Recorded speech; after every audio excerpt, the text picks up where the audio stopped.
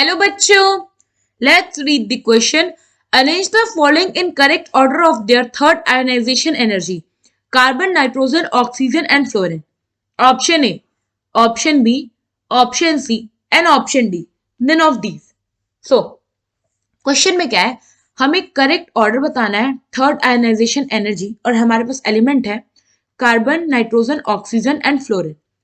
सो सबसे पहले हम देखते हैं आयनाइजेशन एनर्जी क्या होता है. तो आयनाइजेशन एनर्जी बेसिकली वो एनर्जी होती है जो हम किसी एलिमेंट को देते हैं सो दैट वो इलेक्ट्रॉन रिलीज करे और खुद पे पॉजिटिव चार्ज अपटेक करे, या आप कह लो खुद को कैटायन में कन्वर्ट करे.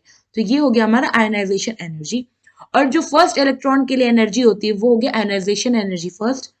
सेम जो थर्ड इलेक्ट्रॉन के लिए होगी, या पहले तो सेकंड के लिए देख ले. तो ये एक्स प्लस क्या है, इसको हमने आयनाइजेशन एनर्जी दिया, ये कन्वर्ट हो गया एक्स प्लस टू में, प्लस वन इलेक्ट्रॉन रिमूव हुआ तो ये सेकेंड इलेक्ट्रॉन निकला, तो ये हो गया हमारा प्लस ये Ie2.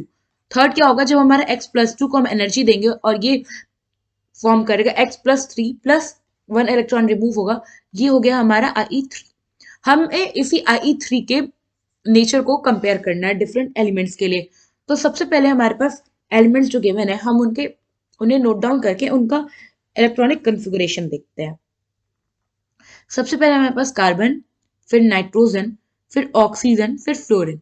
सो कार्बन की अगर बात करें तो इस पे होता है 6 एटॉमिक नंबर और इसका कन्फिगरेशन हो जाएगा 1s2, 2s2, 2p2. नाइट्रोजन होता है 7, इसका कन्फिगरेशन होता है 1s2. सो मैं ऐसे यहाँ कर देते हैं. ये हो गया हमारे एलिमेंट. अब हम इनके देखते हैं कि हर आयनाइजेशन एनर्जी पे इनका कन्फिगरेशन क्या होगा. तो जब आयनाइजेशन एनर्जी फर्स्ट दी गई होगी उस टाइम इसका कन्फिगरेशन क्या होगा. कार्बन का 2s2, 2p2 outermost shell का.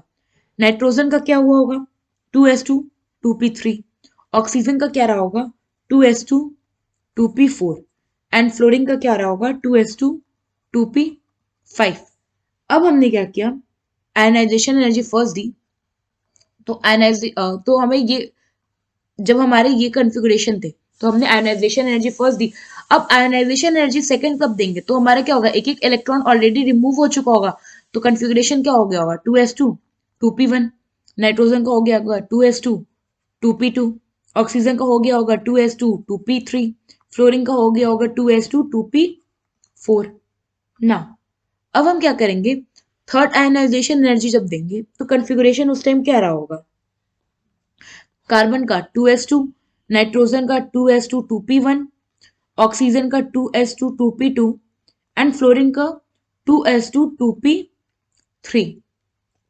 नाउ क्वेश्चन में हमसे क्या पूछा है कि हमें थर्ड आयनाइजेशन एनर्जी का करेक्ट ऑर्डर बताना है.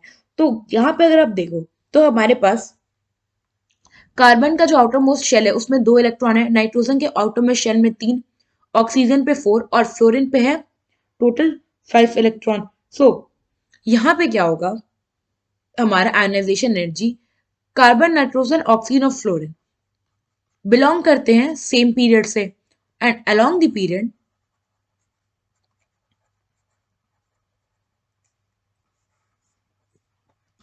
होता क्या है, अलोंग द पीरियड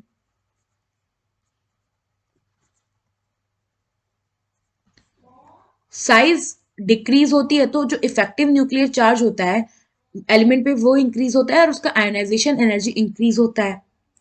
सो यहाँ पे क्या होगा, हमारा सबसे ज्यादा आयनाइजेशन एनर्जी जो होगा आई थर्ड ये आपका होगा फ्लोरीन का, देन होगा ऑक्सीजन का, देन होगा कार्बन एंड देन होगा नाइट्रोजन का.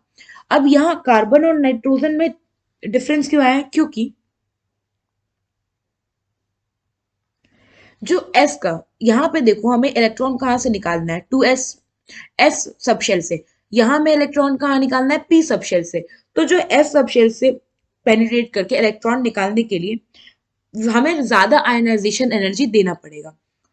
सो more penetration more penetration of s orbital then p orbital. So यहाँ पे more ionisation energy needed. So ये हो गया हमारा करेक्ट ऑर्डर। अब हम इनको देखें तो सबसे ज्यादा हमारा फ्लोरीन देन ऑक्सीजन। सो यहाँ पे हमारा ऑप्शन ए तो इनकरेक्ट हो गया। ऑप्शन बी देखो तो क्या है, फ्लोरीन ऑक्सीजन फिर कार्बन नाइट्रोजन, एग्जैक्टली वही जो हमारा आया है। फिर सी क्या है, ऑक्सीजन से स्टार्ट, तो ये इनकरेक्ट है। और डी नन ऑफ दिस, तो ये इनकरेक्ट हो गया। सो यहाँ पे ऑप्शन बी जो है हमारा वो करेक्ट ऑप्शन है। आई होप आपको एक क्वेश्चन समझ में आया होगा। Thank you.